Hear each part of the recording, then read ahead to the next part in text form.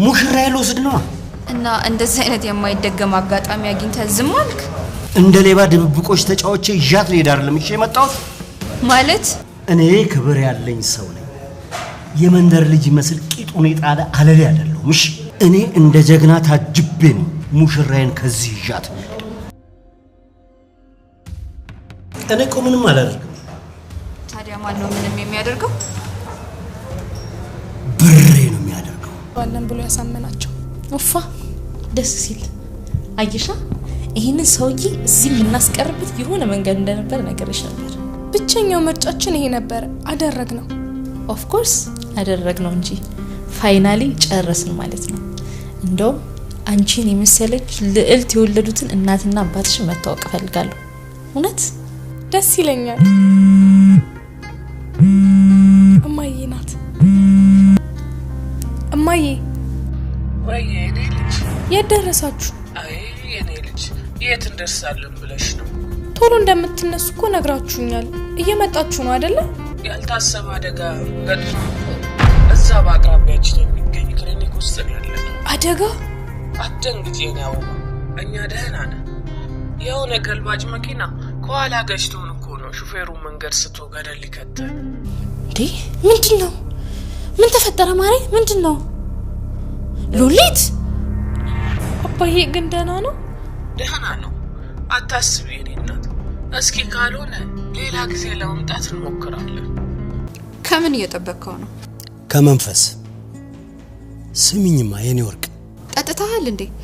እንዴት ነው? ኮስተር የሚያደርግ ነገር አገኘህ እንዴ? ያው እንደነገርኩሽ ወዳጆቼን ብቻ ሳይሆን ጠላቶችንም መጠበቅ እችልበታለሁ።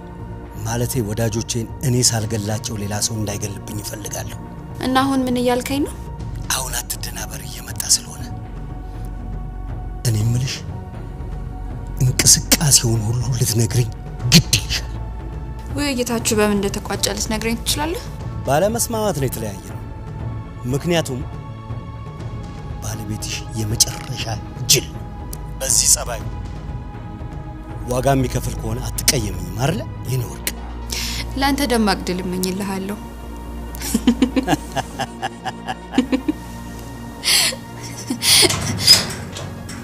በቃ ዴቭ ደርሷል። እሺ ሰላም እንዴት ናችሁልኝ? ውዴ ቻናሌ ቤተሰቦች ደህና ናችሁ ወይ? እንኳን ወደ ሰብለይቱ በሰላም መጣችሁ።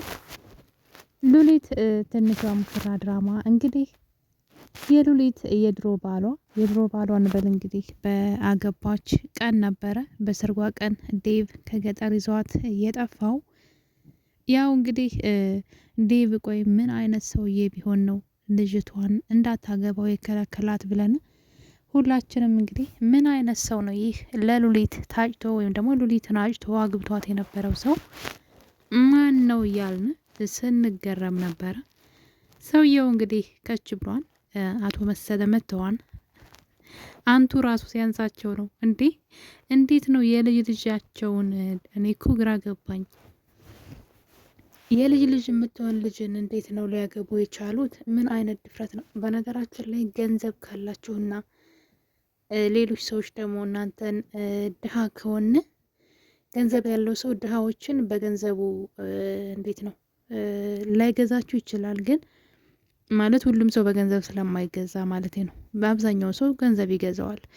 የሉሊት ቤተሰቦች ግን ገንዘብ አይደለም የገዛቸው፣ እዳ ኑሮባቸው ነው። አያችሁ፣ ሰውየው እጅ ላይ ነበር የጣላቸውና ያንን አጋጣሚ ውድቀታቸውን ተጠቅሞ አንዲት ፍሬ ልጅ አይደለም አስቡት እስኪ። ሰውየው እኮ ምን አባቱ ነው የሚያክለው? የሆነ ግዙፍ ብቻውን እኮ አንድ ሀገር ነው በቃ ምን እንደሚያክል ማለት ነው እንዴ! ይህን የሚያክል ግዙፍ የሆነ ሰውዬ በዛ ላይ በእድሜ የልጅ ልጅ ትሆናለች፣ ሶስተኛ ማለት ነው ቅድመ አያቷ የሚሆን ሰውዬ በምን ሂሳብ ነው በምን አእምሮ ነው ይችን ህጻን ልጅ? እኔ በጣም ነው የተገረምኩትኝ።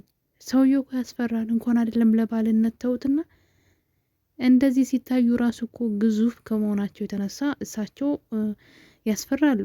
እንዴት ነው የማይከበሩት? እኔ ኮሜንት እያነበብኩ ነበርና በጣም ነበር የሚያስቀው።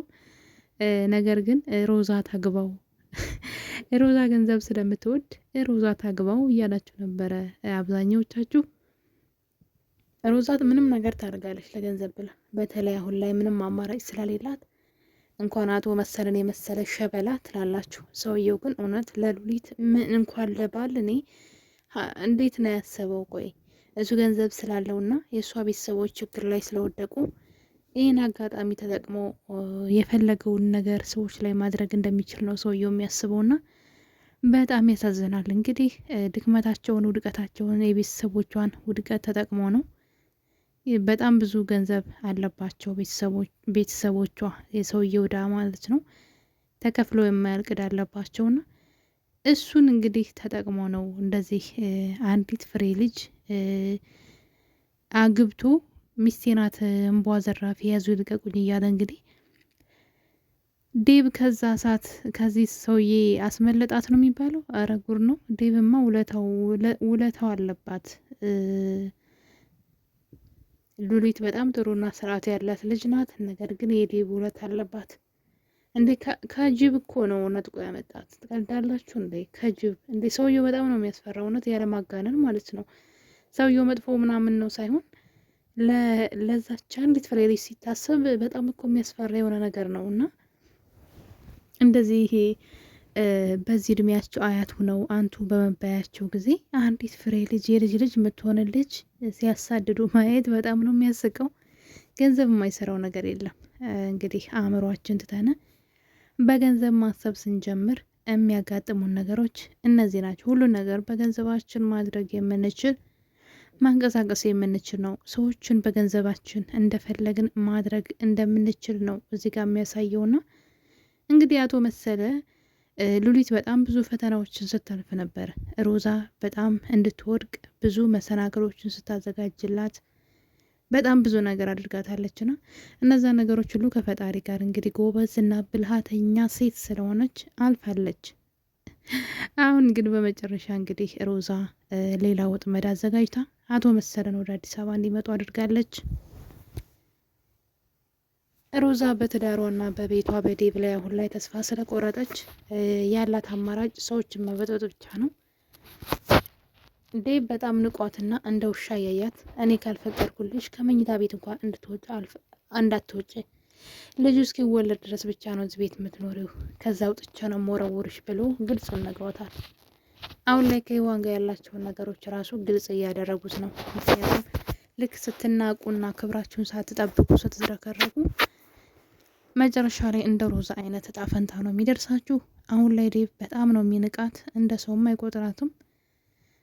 እና እንግዲህ ይህ ነገር ተስፋ አስቆርጧታል። ምንም ነገር ምንድን ነው ባዶዋን እንደመጣች ባዶዋን ከዴቭ ቤት ልትወጣ ትንሽ ቀን የቀራት።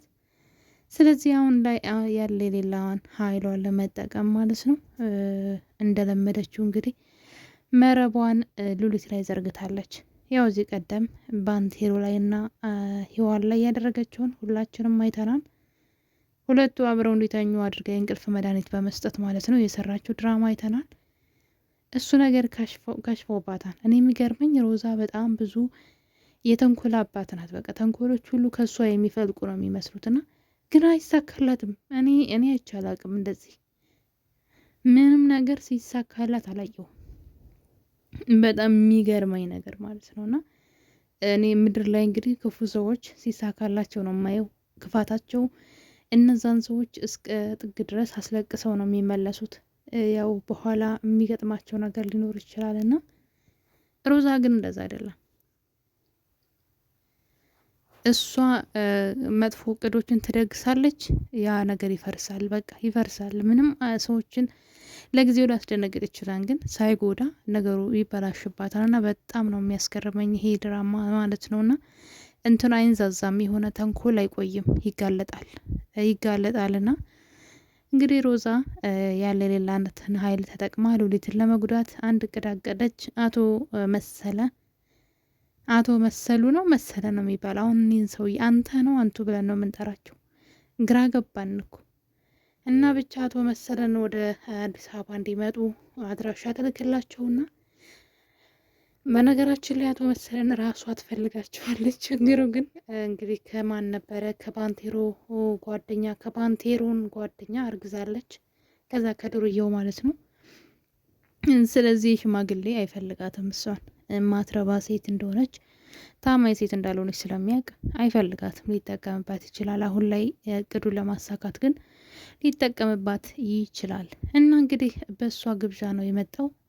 ሉሊትን አሳልፌ እሰጥሃለሁ ብላ ጭራሽ ሰውየው ዴቭንም እስከ መግደል ደርሳለሁ እያለ ነው። ለዚህም እሷ እየተባበረችው ትገኛለች። እና እንግዲህ ሉሊት ከትምህርት ቤት ስትመጣ ሰውየውን ፊት ለፊት አግኝታው ደንግጣ ራሷን ሁሉ ስታ ነበር። በዚህ መጠን ነው የምትፈራው። እንግዲህ አይታው ነው ራሷን የሳተችውና ሰውየው በምን ሂሳብ እንደሆነ ባላቅም ልጅቷ ሚስቴ ናት መብቴ ነው እያለ እየፈነጨ ይገኛል። አዲስ አበባ ድረስ መጥቶ ማለት ነው። ስለዚህ የአቶ መሰለና የወይዘሮ ለጊዜው ወይዘሮ ብለን ንጥራት የሮዛ ተንኮል ማለት ነው መጨረሻ ሁለቱንም አያይዞ እስር ቤት ያስገባቸዋል። የአቶ መሰለ ድርጊት እስር ቤት የሚያስገባ ድርጊት ነው። አንዲት ፍሬ ልጅ በዚህ እድሜያቸው እሳቸው ሚስቴ ናት ብሎ ማለት በጣም ያላቻ ጋብቻ፣ ይሄ በጣም ወንጀል ስለሆነ ማለት ነው እንኳን ሳትፈልጋቸው። ስለዚህ ለጊዜው ግን ልጅቷን አደጋ ላይ ሊጥሏት ይችላሉ እንጂ መቼም አይሳካላቸውም። ሮዛ እንግዲህ ያለቻት አማራጭ ይች ነበረች። ይሄም እንግዲህ ይከሽፍባታል። ወይ ሰውየው ከተቀለላት ነው። በእርግጥ እሱ አይፈልጋትም። አትፈለጉም እኮ እንደዚህ አይነት ሰዎችን ማንም ሰው አይፈልግም። ሁሉም ሰው የሚፈልገው ታማኝን ሰው ነው። እሷ ደግሞ ለምርጡ ለመልካሙ ሰው ለዴቭ ያልታመነች፣ ለማንም ስለማትታመን ሰውየውም ቢሆን አይፈልጓትም። ነገር ግን ለአሁኑ እቅዳቸው ለማሳካት የተጠቀሙባት ይገኛሉ። ሮዛ አሁንም ተንኮሏን ቀጥላለች። እንግዲህ በቀጣይ አቶ መሰለ ምን ሊያደርግ ይችላል? በጣም አጓጊ ነው። ዴቭንም እገለዋለሁ እያለ ነው። በቀጣይ በሌላ በአዲስ ቪዲዮ እስከምንገናኝ ሁላችሁንም ወዳችኋለሁ። ቸርስ ቆዩልኝ።